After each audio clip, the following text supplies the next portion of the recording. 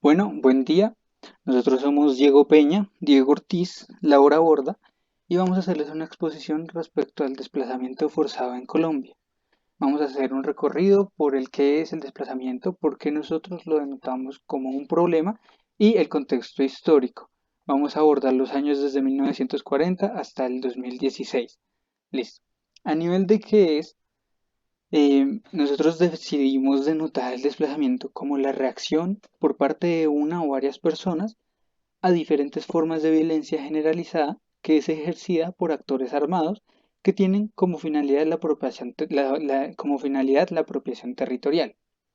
Muy bien, una vez definido el qué es, vamos a ver por qué es un problema y vamos a tener en cuenta que el hecho del desplazamiento en sí mismo es una transgresión a los derechos humanos, que conlleva implicaciones para el Estado a nivel social, a nivel político, a nivel económico, a nivel cultural y a nivel demográfico. Lo primero que vamos a ver va a ser el abordaje de por qué es un problema desde los derechos afectados. Estos derechos que vamos a tratar acá son derechos establecidos como derechos universales por la ONU y estamos hablando de los primordiales y los que más se ven afectados en la situación del desplazamiento forzado en la violencia colombiana. Muy bien, el primer derecho que vemos se da en el artículo número 5, donde se establece que nadie será sometido a tratos crueles ni degradantes. Desde luego, en un contexto de violencia, este derecho se está quebrando, se está ultrajando y los maltratos son algo que se da bastante constantemente. Listo. Una vez abordado el primer artículo, vamos a ver el siguiente, el siguiente derecho que se da en el artículo número 13, donde se establece que todos pueden circular libremente y elegir un lugar de residencia. Desde luego, estas zonas de conflicto no se puede circular y la residencia está muy limitada en esas regiones. Por eso precisamente es que se da el desplazamiento. Luego vamos a ver en el artículo número 17 el derecho principal que se está infringiendo acá. Este nos dice que nadie debe ser desplazado arbitrariamente de su propiedad. Bueno, el desplazamiento forzado en sí mismo ya se está hablando en este artículo, ¿no? Y finalmente, en el artículo número 26 se menciona que toda persona tiene derecho a la educación, al menos a nivel fundamental. ¿Qué pasa? Muchas veces las poblaciones de jóvenes y niños limitan su educación y la ven cortada en el punto en el que deben desplazarse y deben verse obligados a abandonar sus hogares y su territorio. Listo. Una vez abordado a nivel de los derechos, por qué es un problema, vamos a ver las implicaciones económicas que tiene el desplazamiento forzado. Nosotros sabemos que el desplazamiento es un problema y como problema a nivel nacional el Estado debe intervenir a nivel económico que estamos tratando con lo que nosotros denominaremos el bolsillo del Estado. Para abordarlo vamos a tratar con datos que establece el Ministerio de Hacienda para el año 2020, donde se menciona que el gasto total de ese periodo es de 13 billones de pesos, lo cual es un gasto de 4,6% del presupuesto total de Colombia. Ahora, los rubros que se cubren principalmente y en términos generales van para la agricultura en un 5%, para la protección y seguridad en un 3%, la vivienda y salud en un 55% y para la educación finalmente en un 37%. Esto que nos hace, nos permite tener una inferencia de que estamos en una situación más correctiva que preventiva. ¿Por qué? Porque si en realidad el problema no se estuviese dando, que sería una situación preventiva, no habría una inversión tan alta en lo que sería vivienda y salud y educación, que son contextos correctivos para el problema, ¿no? Listo. Una vez abordado el problema desde las perspectivas económicas, vamos a describirlo un poco desde perspectivas socioculturales y demográficas. Muy bien, la primera situación que se da en estas implicaciones socioculturales es una situación de xenofobia. ¿Por qué? Porque estas personas que se están desplazando pueden someterse al rechazo, a los improperios, a insultos, a señalamientos de las personas locales de estas regiones, que definitivamente es algo que se denomina xenofobia y esta situación se da en el día a día de estas personas desplazadas. Ahora, vemos que el desplazamiento en el segundo parámetro que vamos a abordar va a generarnos un choque cultural para estas personas. ¿Por qué? Estas personas son campesinos, son indígenas, son afrodescendientes que vienen de diferentes regiones y migran hacia ciudades o a otras a otras zonas rurales. Y esta urbanidad tiene una cultura muy diferente a la que tienen los campesinos. Ahora, en el tercer parámetro, vamos a ver que estas personas tienen situaciones de daños físicos y mentales, no solo por el desplazamiento en sí mismo, sino que como lo veíamos es una violencia generalizada que somete a estas personas a asesinatos, hurtos, violaciones y muchas transgresiones de diferentes índoles. Entonces el Estado debe intervenir a nivel sanitario para cuidar a estas personas a nivel físico y mental. Y finalmente, a nivel sociocultural, estas personas tienen un gran problema y es el dónde trabajar, ¿no? Porque estas personas vienen de regiones campesinas donde saben trabajar con una pala, con un hacha, con un asadón, para venir a zonas rurales donde el trabajo es muy diferente y para estas personas puede llegar a ser muy escaso por la misma xenofobia que puede llegar a darse. Listo, en términos generales, esta es la razón del por qué nosotros vemos el desplazamiento como un problema, ¿no? Ahora vamos a hacer un abordaje histórico de lo que es el desplazamiento como tal.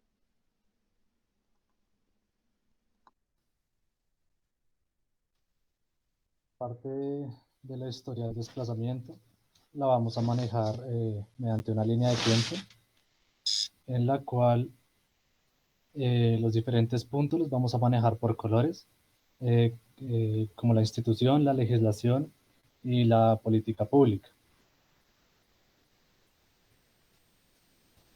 Bueno, la historia del desplazamiento forzado pues no es un fenómeno nuevo, y mucho menos en el contexto del conflicto armado colombiano, ya que pues en Colombia el desplazamiento eh, es un eje que ha estado presente en la historia que atraviesa la vida nacional desde la fundación de la República hasta el presente.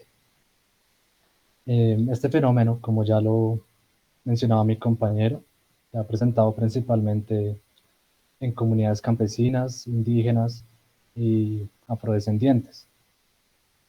Por ejemplo, como punto de partida aquí tenemos desde 1948, eh, que se enmarca la época de la violencia, la cual se dio inicio con el asesinato de Jorge Eliezer Gaitán. Pues desde este año hubo una génesis en el conflicto, en donde a los campesinos los acusaban los gamonales o los terratenientes de ser conservadores, liberales o incluso hasta comunistas, simplemente para desplazarlos de sus tierras y quedarse con ellas.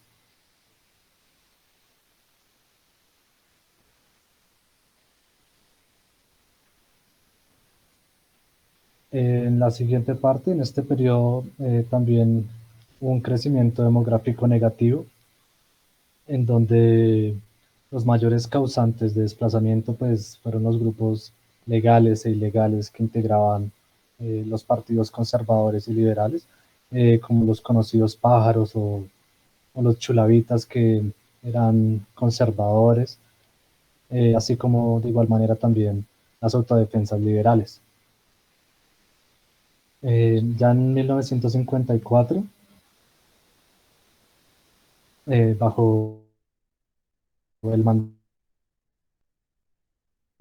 de Rehabilitación y Socorro, además de la Secretaría Nacional de Asistencia Social, Sendas, las cuales eran entidades que buscaban beneficiar a sectores sociales excluidos y afectados por la misma violencia.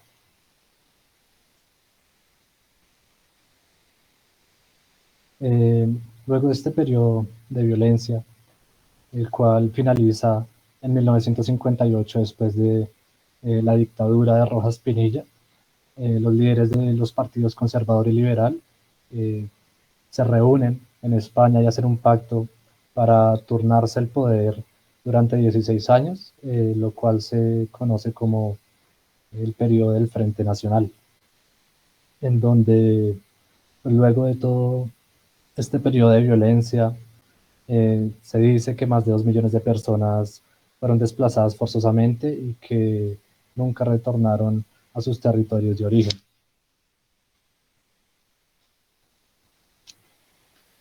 A partir de los años 60 se da la creación de los Tribunales de Conciliación y Equidad y el INCORA, que hoy en día es la entidad de la Agencia Nacional de Tierras. También por motivo del Frente Nacional, de todo este periodo de violencia y también de la revolución cubana que estaba viviente en esos tiempos, digamos, dio motivo para la creación de grupos guerrilleros como las FARC, el ELN y de igual manera el EPL. Ya en los años 70 podemos decir que hubo una disminución considerable en el tema del desplazamiento, pero sin embargo se da comienzo con la incursión de cultivos de uso ilícito y pues de este modo los narcotraficantes se vuelven, digamos, unos actores importantes en, en la violencia. En esta década también se da la creación de una guerrilla que para esa época pues promulga ser diferente, llamada Movimiento 19 de Abril M19, la cual tuvo pues una gran acogida por la población menos favorable, por sus llamativas operaciones que le brindaba a la población desprotegida.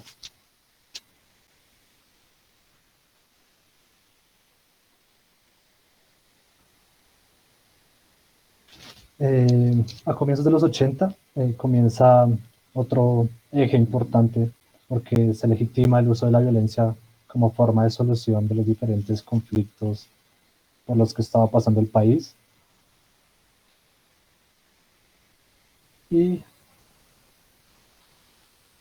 a mediados de esta década se comienza, digamos, a dar un punto de igual manera importante en el tema de desplazamiento forzado, ya que se comienzan a dar alianzas entre narcotraficantes y élites nacionales, pues políticas y de diversas clases sociales. Además, en 1987 comienzan a nacer y también a expandirse los grupos paramilitares en todo el territorio nacional, lo que digamos que recrudece el conflicto entre guerrillas y paramilitares en una magnitud mucho más significante, intensificando pues, de esta manera los desplazamientos. Luego, ya en 1989, pues se comienzan con los diálogos con el grupo guerrillero M19, lo cual pues resulta y da pie para la discusión de una nueva constitución, lo cual buscaba pues modificar la que estaba vigente en esa década, que ya llevaba 100 años desde 1886.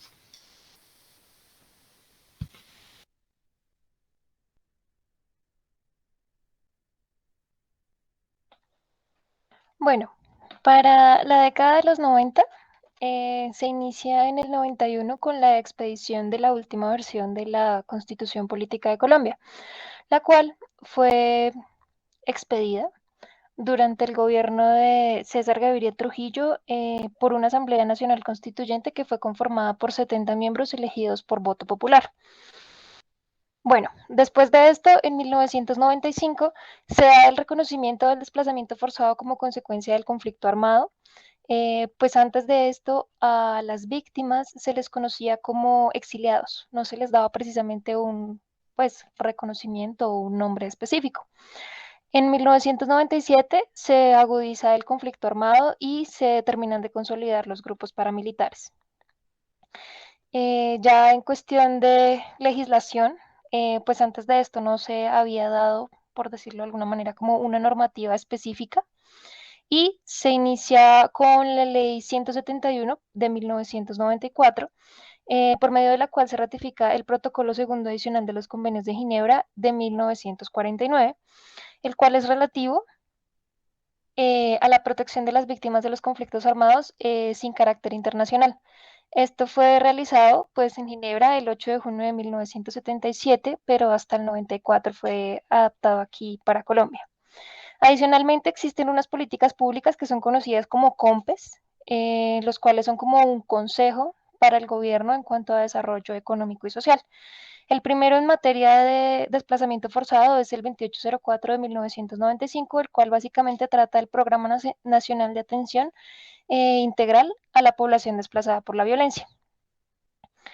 Pues la siguiente ley es la Ley 387, en la cual se establece que el gobierno nacional pues apoyará a la población desplazada que quiera retornar a sus lugares de origen, claramente pues en materia de protegerlos y pues consolidar y estabilizar su situación socioeconómica. Adicionalmente se dan dos políticas públicas más, que son el COMPES 2024 de 1997, donde básicamente se establecen pues diferentes dificultades y carencias para responder pues al desplazamiento forzado. La siguiente es el COMPES 3057 de 1999, que es el Plan de Acción para la Prevención y Atención del Desplazamiento Forzado. Y ya pues finalizando esto, pues continuamos con la década de los 2000, que pues realmente son casi 2 décadas, pues vamos de 2000 a 2016. Esto se inicia con la ruptura de los diálogos con las FARC-EP, con el periodo presidencial de Álvaro Uribe Vélez, y claramente con esto se dio en paralelo la declaración de la guerra a las FARC, también se dio la expansión y la desmovilización de pues, diferentes paramilitares, y se brindó un poco más de atención a la población desplazada. Esto ya lo vamos a ver en materia de leyes a continuación. También se da en el gobierno de Juan Manuel Santos el inicio de los diálogos de paz con las FARC, pues en La Habana, Cuba, y se firman diferentes acuerdos. Bueno, en materia de leyes, se da la ley 812 de 2003, en la cual se aprueba el Plan Nacional de Desarrollo de 2003 a 2006, donde se plantean 4 objetivos nacionales y sectoriales de acción por parte del Estado, en los cuales está: el primero es brindar la seguridad democrática, el segundo es impulsar el crecimiento económico sostenible, el tercero pues es construir equidad social, mejorando un poco la distribución del ingreso y pues del crecimiento económico del país, y por último está el incrementar pues la transparencia y la eficacia del Estado. En esto se enfoca hacia la parte del desarrollo, del desplazamiento forzado, ya que se busca el restablecimiento pues de esta población y se promoverá pues a través de la titularización de tierras, subsidios de vivienda y el desarrollo de proyectos pues productivos asociativos pues al financiamiento de microcréditos. También se da pues otra política pública que es el COMPES 3115 de 2001, donde se da la distribución presupuestal sectorial para el cumplimiento del COMPES que mencioné anteriormente, que es el 3057. La siguiente ley es la ley 1190 de 2008, por medio pues de la cual se declara la promoción de los derechos de las personas desplazadas por la violencia. Se dan 2 políticas públicas más, que pues es el 3400 del 2005, que establece las metas y la priorización de recursos presupuestales para atender a la población desplazada por la violencia en Colombia, y el 3616 de 2019, que establece los lineamientos de política de generación de ingresos para la población en situación de pobreza extrema y o desplazamiento.